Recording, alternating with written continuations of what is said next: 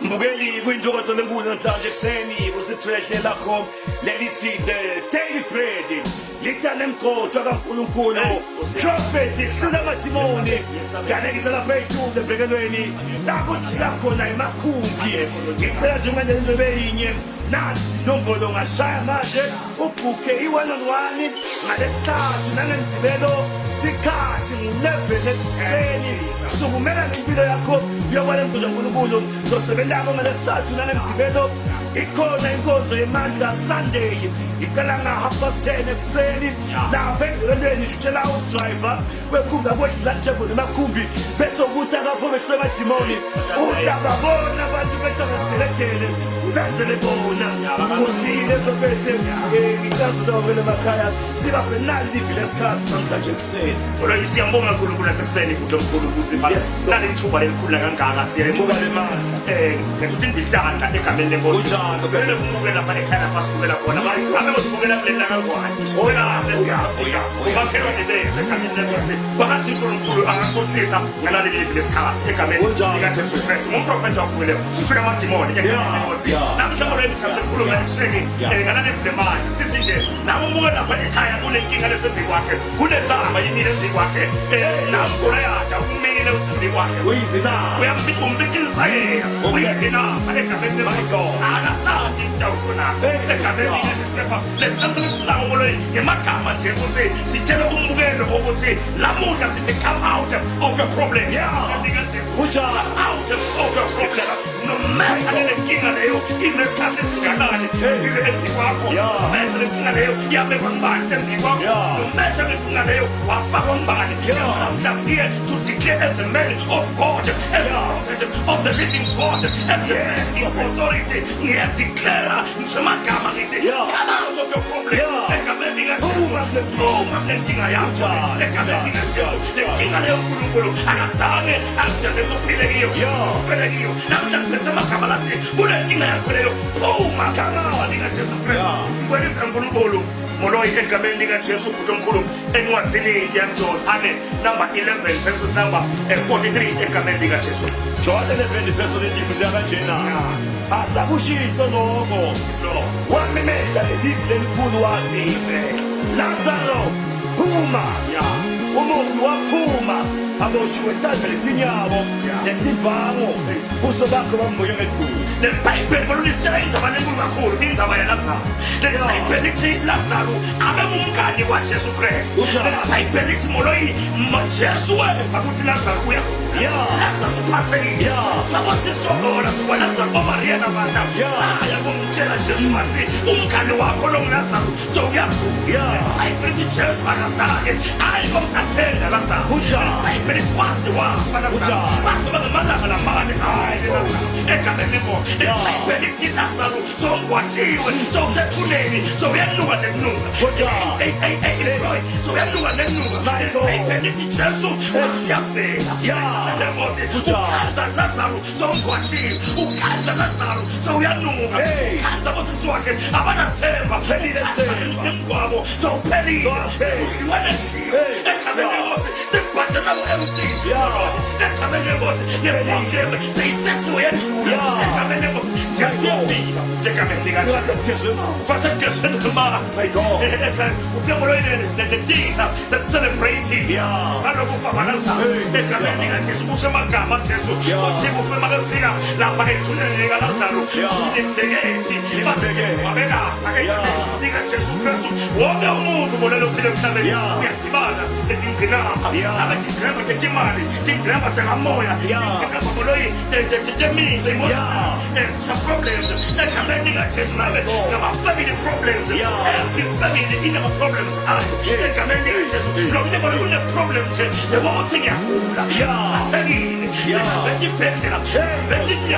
abasafusi abaprofeti nemazetsesi ahambile kapasolantini ingqinamba leyo yasambi kwakho egameni likaJesu Michael lokuthi moloyi kepha simakatha bakabaphila ngiyamkhoja simeleleni simoleza usekele mina akamshemagama moloyi simakatha ushemagama uthi lokugula kwaLazaro nasiba kumbula yapemba ukuthi ingathemulo yaNkulunkulu yasiyabonakalisa lenkinga lesembi kwakho ayisile ukubulala ingathumle uNkulunkulu inobonakaliso empilweni yakho masefikile letha umehluko masefikile madimona athuthumela ufike uthi Lazaro vuka phuma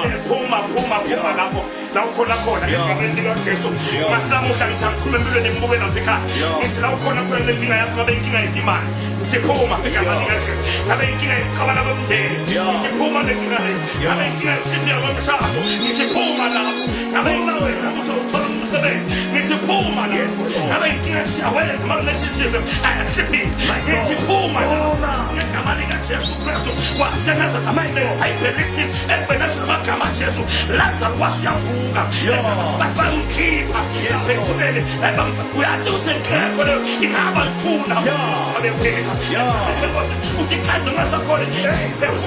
ungasakhona nekwentaba ungasakhona nekwenta ini because lenkinga yakho ilithuna lakho egameni likaJesu Kristu wasebenza Nkosi yami uthi Jesu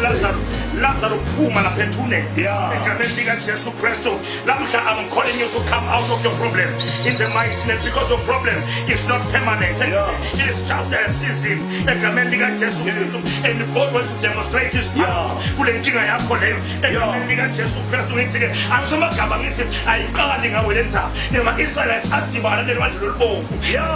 egameni leko le nkinga yakho nje leyo inalwandle lolubovu empilweni wakho Kapasitinga umuntu no-authority lokudawusukuma benena ashaye lo bantu uvuleka phakathi uyakhona lapha egameni likaJesu Kristu waseNazaretha ungathi bolo angikhuluma amagama ngithi namhla uNkulunkulu is calling someone to come out ngegama likaJesu uflefiye yakhe uthi phuma kulomsaba wakho uthi Nkulunkulu phuma kulomgula wakho uphilisa uthi Nkulunkulu phuma kule spirit sakho sekumandawonye uthi Nkulunkulu phuma kulosizi nesizi nekhala netinyembezi uthi phuma ngegama likaJesu Kristu waseNazaretha ngithi ngisho amagama mbolo yithi every problem noma ngabe wangcwatshwa nini noma ngabe wathathwa ngibani noma ngabe wangibani noma wabula wangibani noma wafunga bani ngapha namhlanje awukhakha ngiyazabula ngegama likaJesu I am calling you to come out of the problem egameni likaJesu no matter the time uphila kule nkinga leyo ngapha namuhla uNkulunkulu akadzingi umnyaka kushintsha impilo yakho sina sikhathi naso Isikhathi nje kuphela esikhathini iso lesi egameni likaJesu Kristu ngizangideklare ngithi there is no chain that will hold you down in the mighty name of Jesus. Atikho tinketha metadosela phasi uNkulunkulu sovumile egameni likaJesu Kristu ngathi uthi Nkulunkulu kuLazaro egameni likaJesu Lazaro phuma lapho lakhona khona ngakubela shintsha simo saLazaro egameni lenkosi bese bebumukele ukuthi uzovele ufile uhambe but uNkulunkulu uyashintsha lesimo laso semungene nawe uyashintsha lesimo laso bakwadinga asebemndeni wakho uyashintsha lesimo laso bakwadinga asebangani bakho egameni likaJesu namhla ngithi empilweni yakho come out of your problem egameni likaJesu Kristu ukhona Nkulunkulu Nkosi yami ukhona Nkulunkulu angakusenzisa angakuphilisa asikhuleke moloyo egameni likaJesu Kristu nangombukela lapha ekhaya siyakhulekela siyadikira sithi kule nkinga labhekene nayo akaphume ngegama likaJesu nangosiyambona uyaphuma nangosiyabona bamthulula ngegama likaJesu uyakhululeka umangalisa uMngcwele wendele buhle nebuduyisa ngegama likaJesu Kristu waseNazaretha amen. Siyabonga bebese livile amandla livile esikhathi ngicazwa ngilabagama prophetic lapho khona athi kubo susanelile laba labafana abafana kanje yibo ngayo sifuna abasusa labasaka siyonto lalela ukhona bonke Nkulunkulu nota ukhuluma livile akunenzaba ukuthi sewuyanuka noma senjani ngalesizathu Asiye kumprofeta udafuna khuluma livi athi phuma kulesimo udawukhuluma livi phela ngumprofeti lo ukhuluma livi diko tendele phela ngoba Jesu uthe profeti lapha angakutsheli snow call dawubona ingathi phela nje nawe uyembelelweni ekholwa dawubona ingathi ngolesizathu ngumgibelo nelanga lamabili wami ngicela ungiphathele umnikelo longa-150 yamalanga uyayidula akhona ema-water of life anotsho uprofethi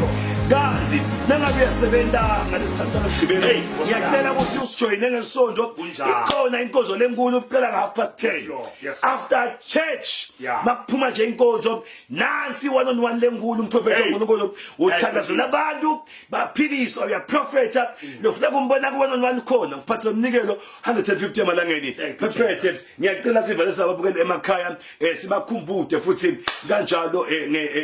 ngengama anointing oils la khona la tawenda ukuthi impilo yomuntu ibe melule. Ngiyabonga futhi ngiyabonga kakhulu Moloi. Yes, Ngibukele ekhaya ngiyabonga kakhulu ukuhlalisana nami nasekuseni ngelive laNkulunkulu. Ngithemba ukuthi lelive lesikhathi lishintshile impilo yakho. Liyaqhubeka futhi liqinise amadolo acekako egameni lika Jesu Kristu. Umprofeti waNkulunkulu ngikhulula amadimoni egameni lenkosi ngithi